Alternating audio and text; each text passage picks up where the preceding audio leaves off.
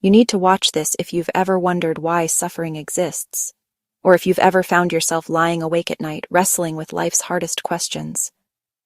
Why do good people go through pain? Why do we sometimes feel so small in a world that seems so vast and overwhelming?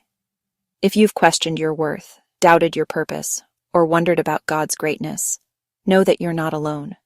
These are questions that have echoed through the ages, and they're at the very heart of the book of Job. Job 25 has an answer just for you, tucked away in just a few short verses, but packed with meaning that can change the way you see yourself and your relationship with God. Let's dig into Job chapter 25, one of the shortest chapters in the Bible, just 6 verses. But don't let its length fool you. Sometimes the most powerful truths come in the smallest packages. Bildad, one of Job's friends, is the speaker here. He's not just talking to Job, he's speaking to anyone who's ever felt lost, confused, or unworthy. Bildad talks about God's power, his dominion, and how even the highest angels stand in awe of him. He paints a picture of a God so majestic, so pure, that even the heavens themselves tremble before him. Bildad asks, how can man be justified with God? How can we, with all our flaws and mistakes, ever stand before such a perfect creator? He says, even the moon and stars aren't pure in his sight. How much less is man, a worm? It's a humbling thought, reminding us of our place in the universe and the limits of our understanding. But this isn't about putting us down or making us feel worthless.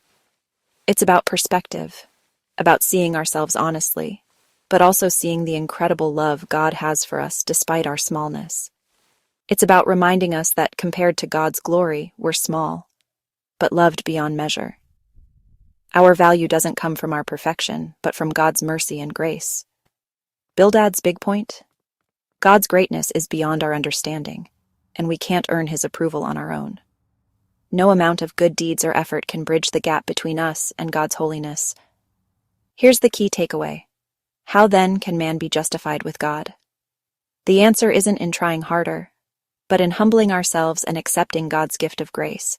It's a call for humility, for recognizing that we need help beyond ourselves, and for opening our hearts to God's wisdom and love. Recognize your limits, trust God's mercy, and let his wisdom guide your steps. When you do, you'll find peace even in the midst of life's hardest questions. Thank you so much for listening. I hope this message from Job 25 encourages you to see yourself through God's eyes and to walk forward with hope. If this inspired you, comment and share it with your friends and loved ones. You never know who might need